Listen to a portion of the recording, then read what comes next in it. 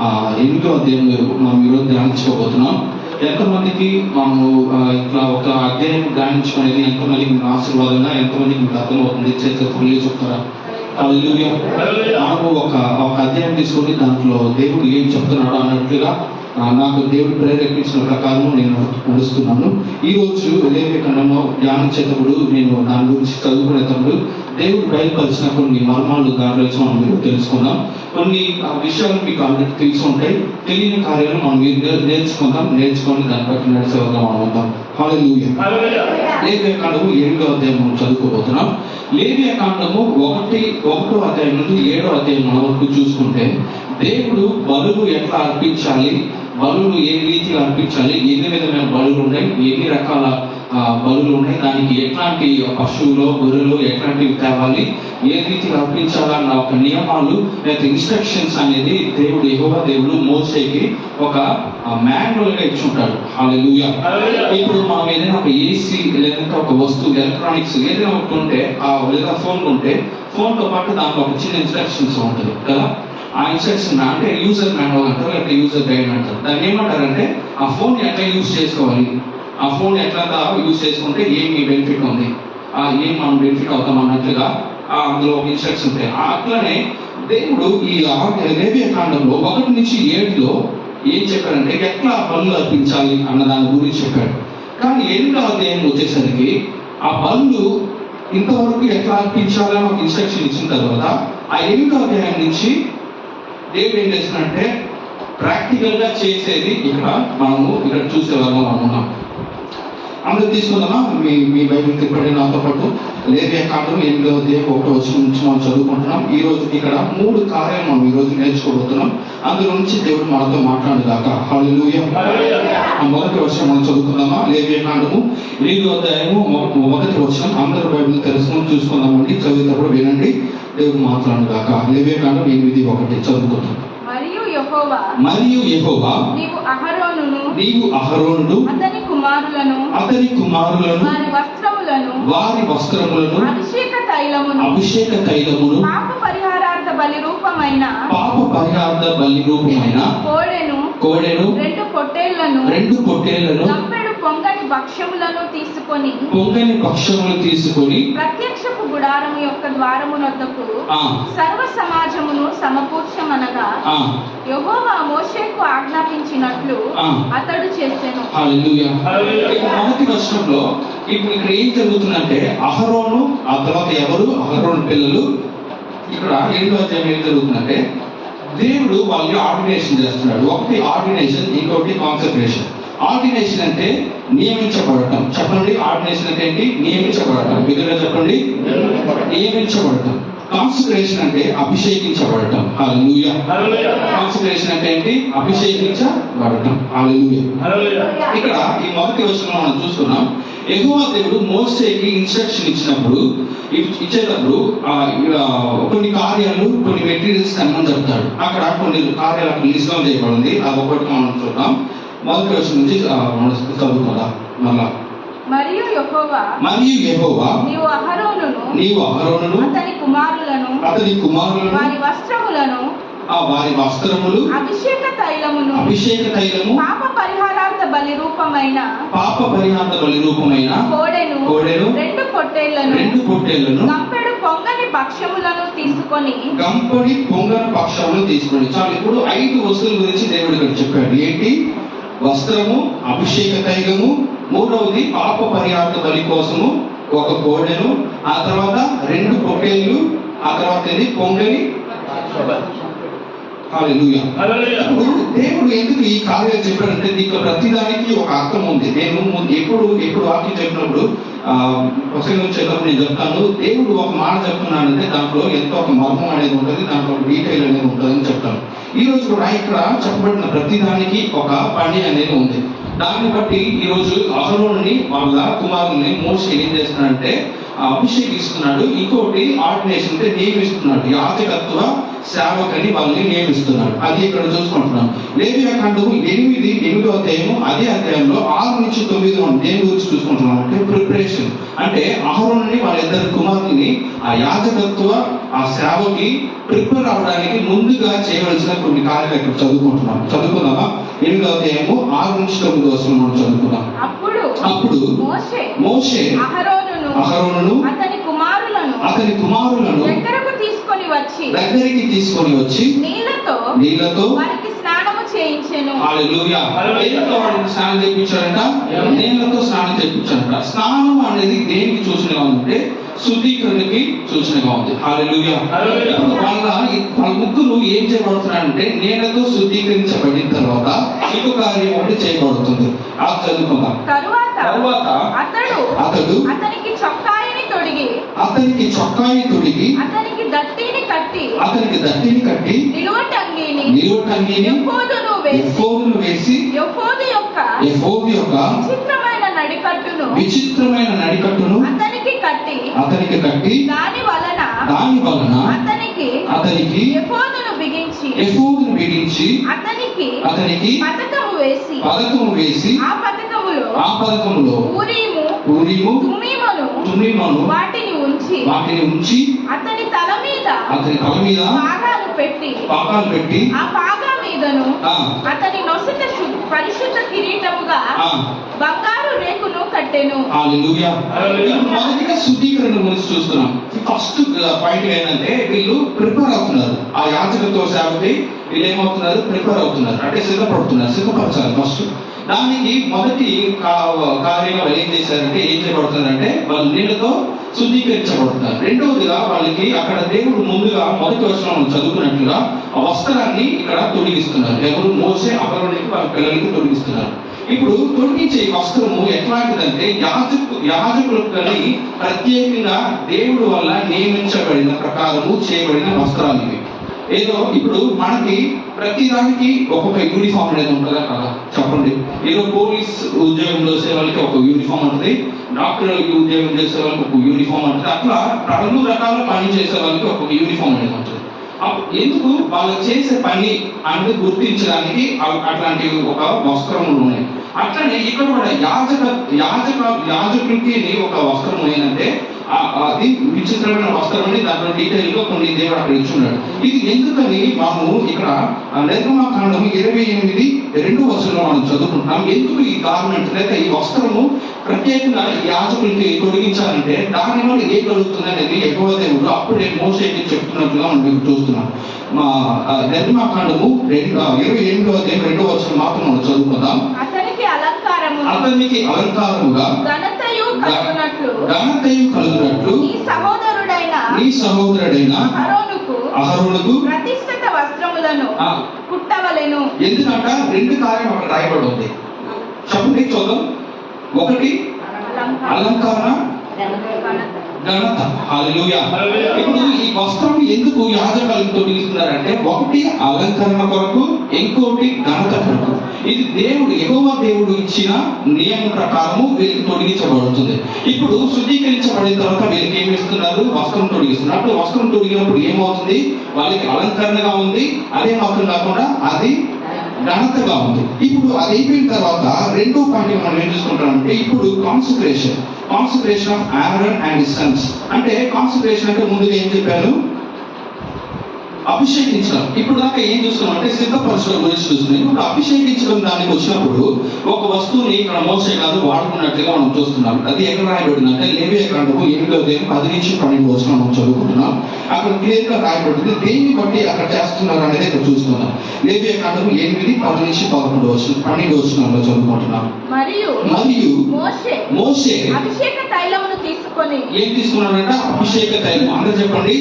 అభిషేక తైలముని చేతిలో తీసుకొని మందిరమును దానిలో ఉన్న సమస్తమును అభిషేకించి వాటిని ప్రతిష్ఠించెను. హల్లెలూయా. ఇప్పుడు మోషే ఏం చేస్తున్నాడంటే అభిషేక తైలము తీసుకొని మందిరాన్ని వాటిలో ఉన్న అన్నిటిని అభిషేకించి దాన్ని ఏం చేస్తున్నాడంట? ప్రతిష్ఠిస్తున్నాడంట. హల్లెలూయా. ఇప్పుడు అది దేవుని మందిరం అయినప్పుడు కూడా అది లోకంలో ఉన్నది కాబట్టి దాన్ని కూడా డివైన్ పర్పస్ కి కొంచెం అది ప్రతిష్ఠించాల్సిందిగా ఉంది. ఏమంటే మనుషుల చేతిలో చేయబడింది కాబట్టి అది డివైన్ పర్పస్ కోసం. ఇప్పుడు దాకా అది కామన్ పీపుల్ గా కామన్ గా నార్మల్ గా వాడబడింది. ఇప్పుడు దైవికంగా దేవుని పని కోసం, దేవుని కార్యక్రమాల కోసం అది ఏం చేయబడుతుంది, ప్రతిష్ఠించబడుతుంది. ఆ కాలంలో ఒక్కసారి అభిషేక తైలంతో ఏదైనా ప్రతిష్ఠించబడిన తర్వాత, మందిరంలో కానీ మందిరంలో వస్తువులు కానీ ప్రతిష్ఠించబడిన తర్వాత అది మన సొంత వాడుక కోసం యూజ్ చేసుకోకూడదు. ఎందుకంటే అది చాలా దేవునికి విరోధమైన ఒక కార్యంగా ఉంది. అది ఒక్కసారి ప్రతిష్ఠించబడితే అది దేవుని పని కోసమే వాడబడాలి. అట్లా ఇక్కడ మొదటిగా మందిరంలో ఉన్నట్టు ప్రతిష్ఠించి ఆ తర్వాత అభిషేక తైలం ఎవరి మీద వస్తున్నారంటే అహరోను మీద పోసినట్టుగా మనం చదువుకుంటున్నాం. అక్కడ చదువుకుందామా? అతని దానిలో కొంచెము 7 మార్లు బలిపీఠము మీద ప్రోక్షించి బలిపీఠమును దాని ఉపకరణములన్నిటిని గంగాళమును దాని పీఠను ప్రతిష్ఠించుటకై వాటిని అభిషేకించెను. మరియు అతడు అభిషేక తైలములో కొంచెము అహరోను తల మీద పోసి అతన్ని ప్రతిష్ఠించుటకై అతనిని అభిషేకించెను. ఇప్పుడు అభిషేక తైలం తీసుకొని ఫస్ట్ ఏం చేశారంటే మందిరంలో ఉన్న వాటిని ప్రతిష్ఠించి ఆ కొంచెం తీసుకొని మళ్ళీ ఏం చేస్తారంటే అహరోను తల మీద పోసి ఆయన ఏం చేస్తున్నారంటే అభిషేకిస్తున్నారు. హల్లెలూయా. ఈ అభిషేక తైలము అన్నప్పుడు తెలుగులో మనకి ఈజీగా అభిషేక తైలం అని ఉంది. అట్లన్నప్పుడు దేని గురించి చూస్తుందంటే పరిశుద్ధాత్మని అభిషేకము లేదా ఆయన సన్నిధి గురించి ఇక్కడ మనం చూసుకుంటున్నాం. ఇప్పుడు అహరోను మీద అభిషేక తైలం పైబడిన తర్వాత ఆయన కూడా ఏమవుతున్నాడంటే ప్రతిష్ఠించబడుతున్నాడు. ఎందుకు? యాజకత్వ పని కోసం. ఇప్పుడు ఇది అయిన తర్వాత ఇంకొక కార్యం ఒకటి రాయబడి ఉంది. అది ఎక్కడంటే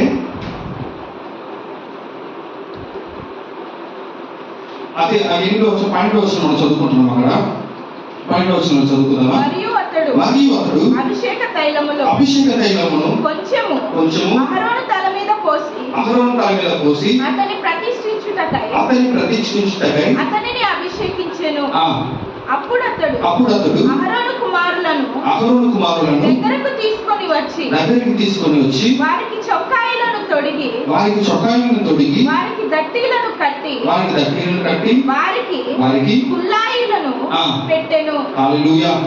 అభిషేకిస్తున్నారు. ఫస్ట్ ఏం చేస్తున్నారు? సిద్ధపరిచే కార్యంలో చూసినప్పుడు శుద్ధీకరించిన తర్వాత వస్త్రాలు తొడిగించిన తర్వాత అభిషేక కార్యం మనం చూసుకుంటున్నాం. అభిషేకించడానికి ముందు వీళ్ళని అభిషేకించడానికి ముందు అక్కడ ఉన్న స్థలంని ఫస్ట్ ప్రతిష్ఠిస్తున్నారు. మందిరంలో ఉన్న వాటిని. ఆ తర్వాత కొంచెం దాంట్లో ఉన్న అభిషేక తైలం ఎవరి మీద పోస్తున్నారంటే అహరోను తల మీద పోసి ఆయన కూడా ప్రతిష్ఠిస్తున్నారు. దానికి ముందు ఒక కార్యం జరుగుతుంది. 7 సార్లు అభిషేక తైలంని చల్లినట్లుగా మోషే గారు ఇక్కడ చల్లినట్లుగా మనం చూసుకుంటాం. అది నేను చెప్పాను 7 అన్నది 7 సార్లు అంటే కంప్లీషన్, పరిపూర్ణం గురించి మనం ఇక్కడ చూసుకుంటున్నాం. ఇప్పుడు మూడవ కార్యంగా మనం ఇక్కడ ఏం చదువుకుంటున్నామంటే బలుల గురించి ఇక్కడ చూసుకుంటున్నాం. ఇప్పుడు బలుల గురించి చూసుకున్నప్పుడు అదే లేవియకాండం 8:14 రాయబడి ఉంది. 8:14 చదువుకున్నామా? బలుల కోసం పాప పరిహార బలి కోసం తేబడిన ఆ కోడిని తీసుకొచ్చి బలి ఇచ్చినట్లుగా మనం ఇక్కడ చూస్తున్నాం. ఆ తర్వాత 2 పొట్టేలను తీసుకొచ్చి బలి ఇచ్చినట్లుగా చూస్తున్నాం.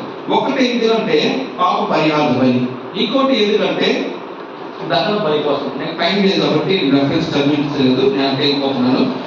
ఒకటి ఎందుకు? పాప పరిహార బలి కోసం. అది ఏంటిది? పాప పరిహార బలి కోసం వాళ్ళు ఏంటన్నాడు? ఎక్కువ దేవుడు కోడిని తీసుకుంటున్నాడు. ఆ తర్వాత దహన బలి కోసము 2 పొట్టేలు. ఇప్పుడు పాప పరిహార బలి ఎందుకు చేయాలంటే ఎంతగా ఈయన యాజకులుగా ఉన్నా కూడా ఫస్ట్ ఇంట్లో ఉన్న పాపం అంతా పోవాలంటే ఫస్ట్ ఆ పాప పరిహార బలి చెల్లించాల్సిందిగా ఉంది. ఇది ఎందుకు చూస్తుందంటే ఈ పాపం అంతా పోయింది అన్నట్టుగా మనం చూస్తున్నాం. రెండవదిగా ఏంటి? దహన బలి మనం చూసుకుంటాం. దహన బలి అన్నప్పుడు ఆ దహించబడే ఆ పశువు ఆ బలి పూర్తిగా ఏమవుతుందంటే దహించబడుతుంది. అప్పుడు టోటల్ డెడికేషన్, పూర్తిగా ఆ వ్యక్తి సమర్పించుకోవడం అన్నదని ఇక్కడ చూసుకుంటున్నాం. ఆ తర్వాత ఒక కార్యం ఇక్కడ జరుగుతుంది. లేవియకాండము 8:23-25 చదువుకున్నప్పుడు ఒక పొట్టేళ్ళు 2 పొట్టేళ్ళు తీసుకొచ్చినప్పుడు ఒక పొట్టేళ్ళు దహన బలి కోసం యూజ్ చేస్తున్నాడు. 2వ పొట్టేళ్ళు ఎందుకు యూజ్ చేస్తున్నారంటే అది 23 నుంచి చదువుకుందాం. 24 లేవియ కాండం 8వ అధ్యాయం 24 ఉంది, చదువుకుందాం. మోషే అహరోను కుమారులను దగ్గరకు తీసుకొని వచ్చి వారి కుడి చెవుల కొనల మీదను వారి కుడి చేతుల బొట్టన వ్రేలి మీదను వారి కుడి కాళ్ళ బొట్టన వ్రేలి మీదను ఆ రక్తములో కొంచెము చమిరెను. హల్లెలూయా. కుడి చెవి కొన మీదను, కుడి చెయ్యి బొట్టనేలి మీదను, కుడి కాళ్ళు బొట్టనేలి మీద. ఇప్పుడు కుడి చెయ్యి అన్నప్పుడు అది అథారిటీ గురించి మనం ఇక్కడ చూసుకుంటున్నాం. యేసుక్రీస్తు ఎక్కడ ఉన్నాడంటే తండ్రి కుడి పార్శ్వన కూర్చున్నట్లుగా మనము వాక్యంలో బైబిల్లో చదువుకుంటున్నాం. అట్లనే కుడి సైడ్ అన్నప్పుడు దాని అథారిటీ గురించి చెప్తుంది. ఇక్కడ కుడి చెవి, కుడి చేతిలో బొట్టనేలు, కుడి కాళ్ళలో బొట్టనేలు అన్నప్పుడు, కుడి చెవి అన్నప్పుడు ఈ యాజకుడుగా నియమించబడే వ్యక్తి ఎట్లా ఉండాలంటే దేవుని వాక్యము మొదటిగా వినేవాడుగా ఉండాలి. దేవుడి దగ్గర నుంచి విని మొదటిగా దేవుని ప్రతినిధిగా ప్రజలకు ముందు కనపరచడానికి ముందు ఇతను ఏం చేయాలంటే దేవుని స్వరము వినేవాడుగా ఉండాలి. అదే మాత్రం కాకుండా బొట్టనేలు, కుడి చెవిలో బొట్టనేలు అంటే ఆయన చేసే ప్రతి యాక్షన్ అంటే ప్రతి ప్రవర్తన యెహోవా దేవుడు ఎట్లా చెప్పాడో ఇతరులకి మాదిరికరంగా ఉండాలన్నట్టుగా మనం ఇక్కడ చూసుకుంటున్నాం. అక్కడ పరిశుద్ధత కనపడాలి, డెడికేషన్ అనేది కనపడాలి. అట్లనే కుడి కాళ్ళు బొట్టనేలు అన్నప్పుడు కాళ్ళు మనం దేనికి మోస్ట్లీ యూజ్ చేస్తామంటే నడవడానికి కదా. అప్పుడు ఎదుగువ చెప్పిన మాటల ప్రకారం నడిచేవాడుగా ఉండాలి. ఇదంతా ఎక్కడ జరుగుతుందంటే ఆ సమాజము ముందు ఇక్కడ జరుగుతుంది. అప్పుడు సమాజము ముందు ఈయన ప్రతినిధిగా, దేవుని రిప్రజెంట్ చేసే ఒక వ్యక్తిగా రావాలంటే ఇట్లాంటి కార్యాల్లో ఫస్ట్ ఈ ఒక ఎగ్జాంపుల్ గా ఉండాలి. ఇప్పుడు ఇది మనము యేసుక్రీస్తులో కనెక్ట్ చేస్తే యేసుక్రీస్తు ద్వారా మనకి ఎట్లా ఉన్నాడంటే హెబ్రీయులకు రాసిన పత్రిక 5వ అధ్యాయం 5 నుంచి 10లో రాయబడింది. ఆయన మనకి ప్రధాన యాజకుడిగా ఉన్నట్లుగా మనం ఇక్కడ కనబడుతుంది. హల్లెలూయా. అప్పుడు ఆయన ఈ లోకంకి వచ్చి ఆయన సేవ చేసినప్పుడు ఆయన చేసిన ప్రతి కార్యం ఎట్లా ఉందంటే యేసు తండ్రి దేవుడు ఏం చెప్పాడో అది ఆయన విన్నట్లుగా మనం చూస్తున్నాం.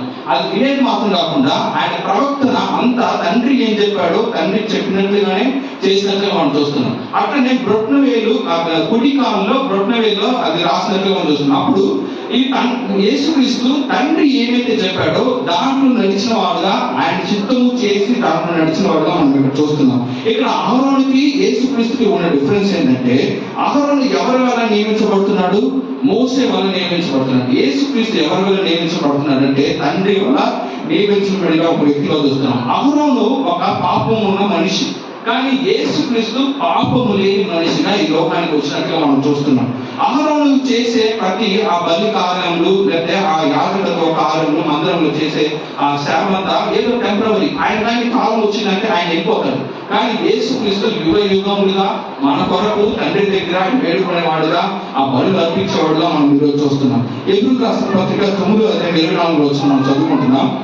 హెబ్రీయులకు రాసిన పత్రిక 9వ అధ్యాయం 24లో ఒక లాస్ట్ భాగం మాత్రం మనం ఉంటుంది. ఫుల్ గా చదివితే హెబ్రీయులకు రాసిన పత్రిక 24 వచ్చింది. అందువలన నిజమైన పరిశుద్ధ స్థలమును పోలి హస్తకృతమైన పరిశుద్ధ స్థలములో క్రీస్తు ప్రవేశింపలేదు గాని ఇప్పుడు మన కొరకు దేవుని సముఖమందు కనబడుటకు పరలోకమందు ప్రవేశించును. ఈయన అహరోను ఒక యాజకుడు ఎక్కడ ప్రవేశిస్తాడంటే ఆ మందిరంలో ప్రవేశిస్తాడు. కానీ ప్రధాన యాజకుడు అయిన యేసుక్రీస్తు ఎక్కడ ప్రవేశించాడంటే మన కొరకు పరలోకంలో ప్రవేశించినట్టుగా చూస్తున్నాం. హల్లెలూయా. ఇప్పుడు మనము ఎవరిగా పిలువబడుతున్నామంటే యేసుక్రీస్తుని సొంత రక్షకులుగా అంగీకరించిన తర్వాత మనము ఎవరిగా ఉన్నామంటే యాజకులుగా ఉన్నామని వాక్యం తెలియజేయబడుతుంది. రోమిలకు రాసిన పత్రిక 13వ అధ్యాయం 14వ వచనం మనం ఇక్కడ చదువుకుంటున్నాం. రోమిలకు రాసిన పత్రిక 13వ అధ్యాయం 14వ వచనం. మెట్టుకు ప్రభువైన యేసుక్రీస్తును ధరించుకొనిన వారై శరీరేచ్ఛలను నెరవేర్చుకొనుటకు శరీరము విషయమై ఆలోచన చేసుకొనకుడి. ఇప్పుడు ఇక్కడ ఒక మాట రాయబడింది. అట్లనే 1 పేతురులో 2:9లో రాయబడింది. తీయవలసిన అక్కర్లేదు, సమయం లేదు కాబట్టి. అక్కడ ఏమి రాయబడి ఉంటుందంటే మనము కూడా యాజకులుగా యేసుక్రీస్తు ద్వారా మనం చేయబడినట్లుగా ఉన్నాం. అప్పుడు మోషేకి అక్కడ మోషే కాలంలో అహరోనుకి ఇవ్వబడింది. ఆయనకు మాత్రం కాదు, మనము కూడా ఎట్లా ఉండాలంటే అట్లాంటి వారుగా ఉండాలి. ఆ రక్తము ఆయన కుడి చెవి మీద, కుడి చెవిలో, చేయిలో, బొట్టనేల మీద, కుడి కాలు మీద ఎట్లా రాయబడిందో అట్లనే మనకి ఈ రోజు యేసుక్రీస్తు రక్తం అనేది మన మీద ఉంది. అప్పుడు కుడి చెవి నుండి కాలు వరకు అంటే తల నుండి అరికాల వరకు మన బాడీ అంతా మనం ఫుల్ గా ఎవరికి అర్పించబడాలంటే మనం దేవుడికి అర్పించబడాలి. అప్పుడు మనము ఆయన మాటలు వినేవారుగా ఉండాలి. ఆయన మాటలు విని ఆయన చెప్పిన ప్రకారం మన ప్రవర్తన ఉండాలి. దాంట్లో పరిశుద్ధత కనపడాలి. దాంట్లో ఒక డెడికేషన్ అనేది ఉండాలి. అట్లనే మనం నడిచే ప్రతి దాంట్లో ఆయనకి మహిమ చెల్లించే విధంగా మనం నడిచే విధంగా మనం ఉండాలి. హల్లెలూయా. మనం 3 కార్యాలు చూస్తున్నాం. అహరోను నుంచి మనం నేర్చుకోవాలి ఏంటంటే ఆయన ఎట్లా యాజకత్వం సేవ చేశాడు. మనం కూడా ఈ రోజు ఈ కాలంలో అటువంటి కార్యాలు చేసేవారుగా మనం ఉండాలి. ఏంటిది? ఆయన మాటలు వినేవారుగా, ఆయన మాటలు చేసేవారుగా, ఆయన మాటల్లో నడిచేవారుగా మనం ఉండాలి. హల్లెలూయా. ఈ కొద్ది మాటలు దేవుడు దీవించి ఆశీర్వదించును గాక. ఆమేన్.